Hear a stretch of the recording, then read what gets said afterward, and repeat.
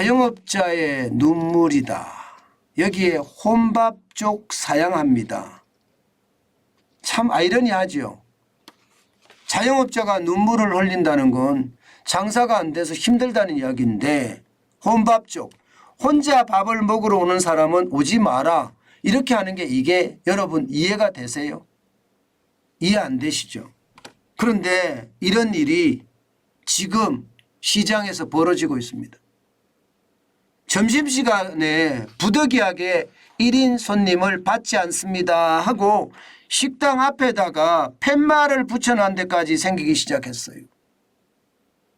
참 안타까운 일입니다. 어째 보면 말입니다. 자영업자는 왜 이런 팻말을 붙였을까 이런 생각이 들고요. 손님 입장에서는요. 자영업자분들을 이해하기는 하지만 이거는 너무 황당한 것 아니냐 이렇게까지 이야기할 정도입니다. 사실 자영업자들 입장에서는요. 이 4인 테이블 있잖아요. 4인 테이블이 뭐 10개 4인 테이블이 10개 정도 되거나 10개보다 좀 많아서 한 15개 정도 되는 데가 이게 대부분이에요. 뭐 100개씩 200개씩 되는 데가 그렇게 많지 않습니다.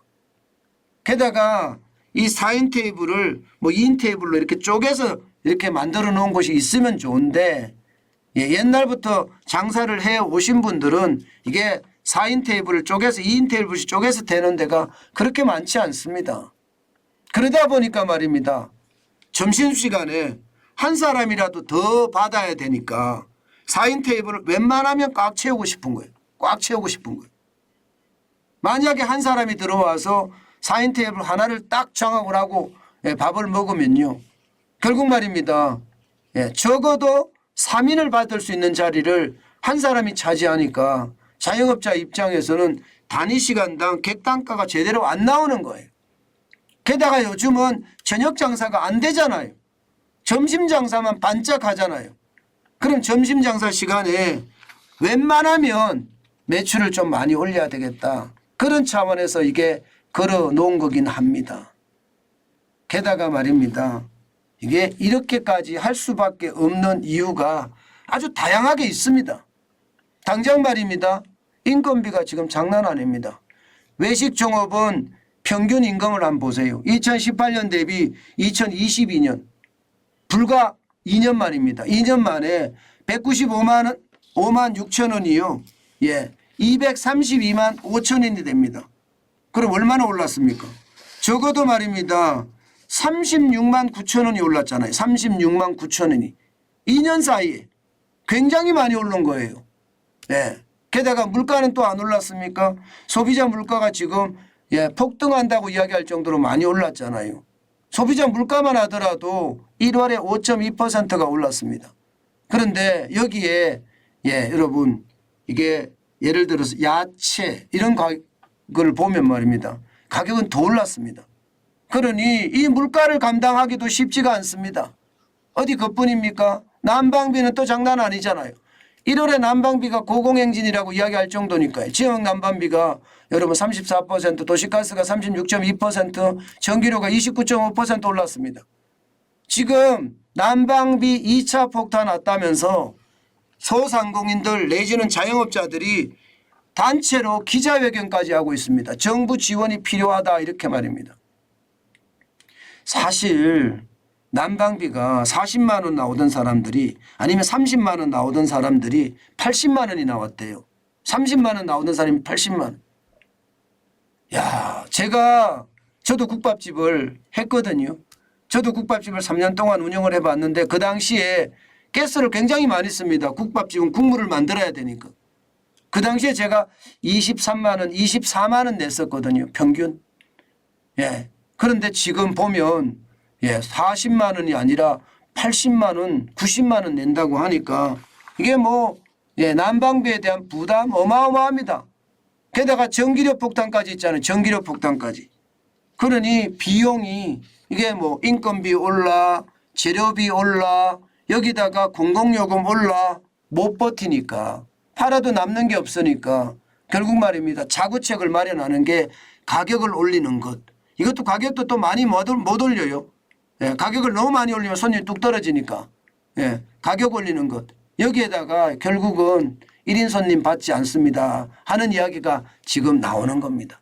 실제로 여러분 난방비 인상에 따라서 자영업자들이 매우 부담이 된다 하는 사람들이 80.4%입니다. 다소 부담이 된다가 여러분 보시던 것처럼 18.6%예요. 그러면 부담된다는 사람이 지금 몇 퍼센트입니까? 99%잖아요. 99%. 99%가 난방비가 부담이 된다는 뜻이에요. 매우 괜찮은 사람은 0.1%밖에 안 되고요. 다소 괜찮다고 하는 사람은 0.3%, 잘 모르겠다 하는 사람은 0.6%밖에 안 됩니다. 나머지 99%가 지금 난방비 때문에 어렵다 이렇게 이야기합니다. 문제는 이러다 보니까요. 손님들은 불만을 제기할 수밖에 없습니다. 요즘은 MZ세대라고 하잖아요. MZ세대라고 하잖아요. MZ세대들은요. 예, 이렇게 이야기합니다. 자영업자들의 상황은 이해가 가지만 손님 입장에서는 황당하긴 황당하다. 왜 손님인데 안 받느냐. 예, 그런 식당 보면 나는 가지 않겠다. 뭐 이렇게 이야기하는 것도 있습니다. 사실 자영업자 입장에서 보면요. 혼자 오는 사람을 받지 않잖아요. 이건 최악이에요. 제가 봐서는 최악이라고 봐요. 예, 그런데 어쩔 수 없으니까 안 받는다는 이야기인데 이게 결국 장기적으로는요. 자영업자들에게는 큰 해가 되지 않을까. 예, 결국엔 자영업자들의 손해가 돌아오지 않을까. 저는 그런 생각도 하거든요.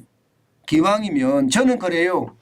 예, 많은 손님을 받아야 되는 건 사실이지만 혼자 1인 손님이 왔을 때 4인 테이블을 내줄 수밖에 없다. 그러면 양해를 먼저 구하는 게 어떨까 싶어요. 제가 예, 죄송하지만 손님을 1인 손님이 오시면 다시 손님을 더 받겠습니다 하면서 양해를 구하면서 하면 저는 크게 문제가 없을 거라고 생각을 하거든요. 그런데도 1인 손님 안 받겠다 이렇게 팻말을 다는 것은 저는 좋지 않은 방법 같습니다. 예, 자영업자들의 상황 이해됩니다. 뭐 제가 자영업자잖아요. 저는 유튜브도 하고 쇼핑몰을 운영하는 자영업자인데요. 사실 1월에 대비해서 2월에 이게 뭐 구독자의 조회수도 많이 떨어질 뿐만 아니라 지금 뭐 쇼핑몰의 매출도 뚝뚝 떨어지는 거 저도 느끼거든요. 그렇다고 말입니다. 예, 저는 억지는 쓰지 않을 생각이거든요. 순리대로 그냥 하던 대로 열심히 하면서 내가 좀 더 움직이는 것 그리고 저 같은 경우는 더 분석하는 것 이런 게 더 필요하지 않을까 그런 생각을 하거든요. 그러니까 내 노력을 좀 더 기울이되 이게 손님이 오는 손님을 막는 것은 저는 하지 않았으면 좋겠다 그런 생각도 해봅니다. 실제 그런 일이 많이 벌어지기 때문에 제가 이 아이템을 선정을 했습니다. 여러분 실물 경제가 어렵다고는 하나 함께 할 수 있는 것 있잖아요. 자영업자도 손님도 함께 할 수 있는 것, 함께 서로 일정 부분을 이해하는 것 저는 굉장히 중요한 위기를 극복할 수 있는 요소가 아닐까 저는 그렇게 생각을 합니다. 지금 위기는요. 어떻게 생각하면 어느 누구도 막아주지 못합니다. 각자 도생밖에 길은 없습니다. 그렇다면 우리끼리라도 서로 이해해 주는 폭 좀 넓혀가는 것 굉장히 중요하지 않을까 다시 한번 생각해 봅니다.